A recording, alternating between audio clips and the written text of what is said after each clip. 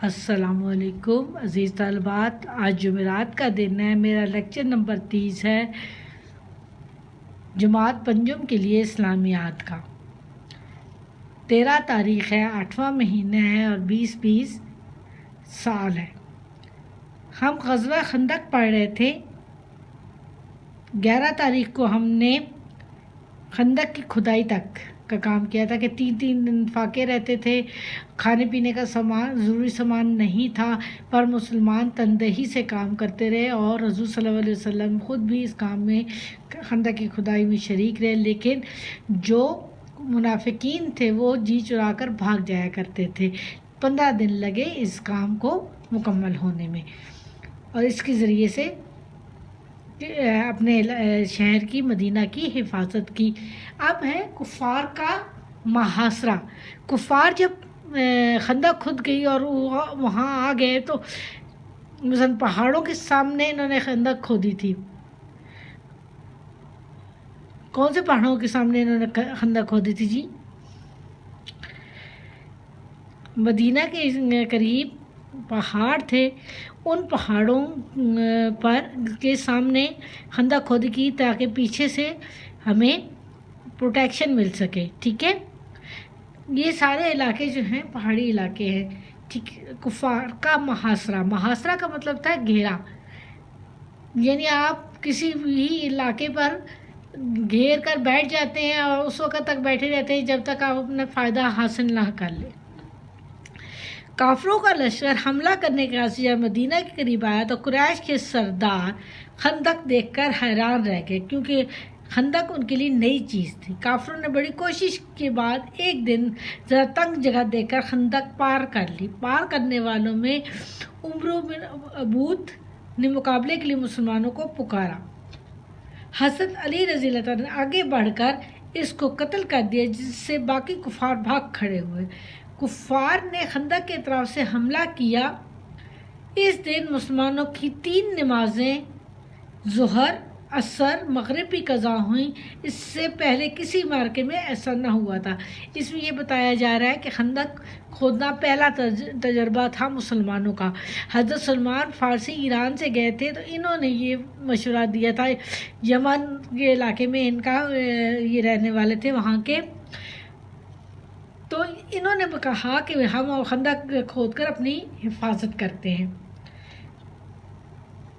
یہاں مقابلے کے بارے میں بتایا جا رہا ہے عمرو بن ابود کو تو حضرت علی نے، لیکن انہوں نے مختلف اطراف سے کیا، لیکن وہ حملہ بھی اس میں سختی تھی، حملے میں زیادہ سخت حملہ تھا اور مسلمان فاقے سے بھی تھے۔ یہ بات بھی یاد رکھیں کہ ان کے پاس سامان کھانے پینے کا سامان کے علاوہ رسد، یعنی جو کمک ہوتی ہے، جو سامان ہوتا ہے جنگ کا، وہ بھی کم تھا۔ اس باوجود اور سخت مقابلہ تھا تو 3 نمازیں بھی اس میں قضا ہوئیں، جبکہ ایسا مسلمانوں کا کبھی نہیں ہوتا تھا، وہ ہمیشہ نماز پڑھ لیا کرتے تھے۔ اس جنگ میں مدینہ کے یہود نے میثاق مدینہ کے خلاف کافروں کا ساتھ دیا۔ یہ کون سے تھے؟ بنو قریظہ، جن کے بارے میں پہلے میں کئی جگہ پہ بتا چکی ہوں، جنہوں نے بیعت عہدی کی تھی۔ یہود کا قبیلہ بنو نصیر تو پہلے ہی کفار کے ساتھ مل چکا تھا۔ بنو نصیر پہلے مل گیا تھا اور بنو قریظہ بعد میں مل گیا تھا۔ اب انہوں نے بنو قریظہ کو اپنے ساتھ ملانے کی ٹھانی۔ بنو قریظہ مسلمانوں کے ساتھ معاہدے کی وجہ سے قریش مکہ کا ساتھ نہیں دے سکتے، لہٰذا کفار نے بنو قریظہ کے سردار کعب بن اسد کو مسلمانوں سے معاہدہ توڑنے اور اپنے ساتھ دینے پر راضی کر لیا۔ جو سردار اگر کوئی فیصلہ کر لے تو پھر تمام قبیلے کو وہ ماننا پڑتا ہے، تاکہ مسلمانوں پر مدینے کے اندر اور باہر دونوں اطراف سے حملہ کر کے انہیں ختم کر دیا جائے۔ نبی کریم صلی اللہ علیہ وسلم کو جب بنو قریظہ کی بیعت عہدی کی اطلاع ملی تو آپ صلی اللہ علیہ وسلم نے فرمایا، یہ کون سا معاہدہ ہے؟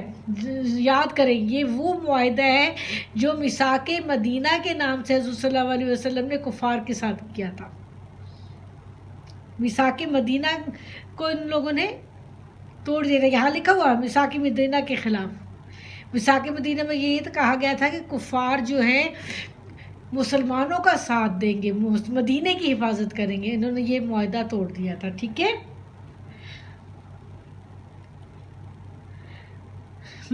فرمایا کہ غم نہ کرو، ان کے لیے بشارت ہے، یعنی خوشخبری ہے۔ یہ ایسے بدعہدی کرنے کی نقصانات یہ ہوئے کہ اللہ تعالیٰ نے پہلے سے کہا تھا کہ اگر کفار بدعہدی کریں گے مسلمانوں کے معاہدے کی تو پھر اللہ تعالیٰ ان کو خوشخبری دیں گے، مسلمانوں کو یعنی فتح نصیب ہوگی۔ محاصرہ طویل ہوتا جا رہا تھا۔ محاصرہ کیا تھا؟ یعنی وہ اطراف سے آ کے جنگ کرتے تھے اور وہیں بیٹھے ہوئے تھے۔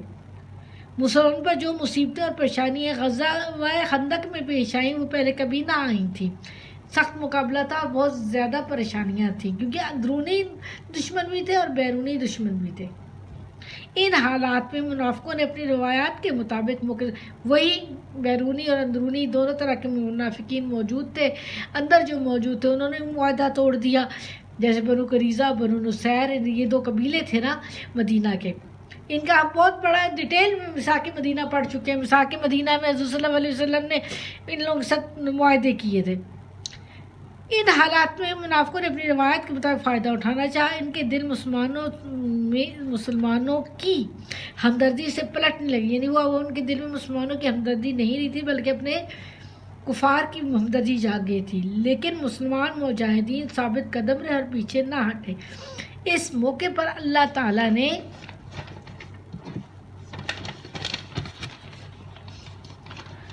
زبردست طوفان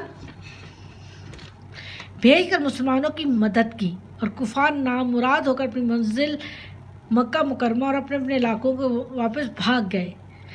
یہاں تک آج ہم پڑھتے ہیں، یہ آگے جو قرآن پاک کا ہے یہ کل پڑھیں گے نیکسٹ ورکنگ ڈے، ٹھیک ہو گیا بیٹا؟ یعنی زبردست طوفان بھیج کر اللہ تعالیٰ نے ان کو نشت و نابود کر دیا اور وہ بھاگ کھڑے ہوئے، تکلیف کو برداشت نہیں کر سکے اور مسلمانوں کو فتح نصیب ہوئی۔ اس کے 2 کوشچنز ہم نے کیے ہیں، اس میں موجود ہے لیکن میں نے نشان نہیں لگوائے، لگوا دیتی ہوں آپ لوگوں کو۔ کوشچن نمبر 1 ہے بنو قریظہ کی بدعہدی کی تفصیل اپنے الفاظ میں بیان کیجیے۔ یہاں آ جائیں جناب، بنو قریظہ کی بدعہدی، سیکنڈ لائن سے بنو قریظہ مسلمانوں کے ساتھ معاہدے کی وجہ سے قریش مکہ کا ساتھ نہیں دے سکتے تھے، لہٰذا کفار نے بنو قریظہ کے سردار کعب بن اسد کو مسلمانوں سے معاہدہ توڑنے اور اپنے ساتھ دینے پر راضی کر لیا تاکہ مسلمان مدینے کے اندر اور باہر سے دونوں طرف سے حملہ کر کے انہیں ختم کر دیا جائے۔ نبی کریم صلی اللہ علیہ وسلم جب بنو قریظہ کی بدعہدی کی اطلاع ملی تو آپ صلی اللہ علیہ وسلم مسلمانوں کا حوصلہ بڑھایا اور فرمایا غم نہ کرو، ان کے لیے بشارت۔ یہی کچھ میں نے یہاں پہ لکھا ہوا ہے، لیکن اس کی تفصیل پھر میں یہاں سے نہیں پڑھتی، پکچر سینڈ کر دوں گی، اگر آپ کو ضرورت نشان نہ لگائے ہوگا تو وہاں سے دیکھ لیجیے گا۔ دوسرا کوشچن ہے غزوہ خندق کے مسلمانوں کی ثابت قدمی کا حال بیان کریں۔ محاصرہ طویل ہوتا رہتا، مسلمانوں پر جو مصیبتیں اور پریشانیاں غزوہ خندق میں پیش ہیں وہ پہلے کبھی نہ آئی تھیں۔ ان حالات میں منافقوں نے اپنی روایات کے مطابق موقع سے فائدہ اٹھانا چاہا۔ ان کے دل مسلمانوں کی ہمدردی سے پلٹنے لگے، لیکن مسلمان مجاہدین ثابت قدم رہے اور پیچھے نہ ہٹے۔ یہ آنسر ہے۔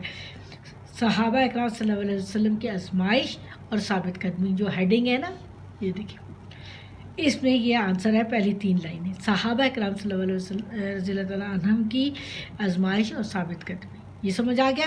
اس کی پکچر بھی سینڈ کر دوں گی کہ میں نے آپ کو ادھر بھی بتا دی ہے اور ادھر پکچر میں بھی وہی کچھ لکھا ہوا ہے، کوئی چینج نہیں میں نے کیا کیونکہ یہ آنسر پراپر تھے۔ ٹھیک ہو گیا؟ آپ کو سمجھ آ گئی بات کی؟ آپ اس کام کو کر لیجیے گا۔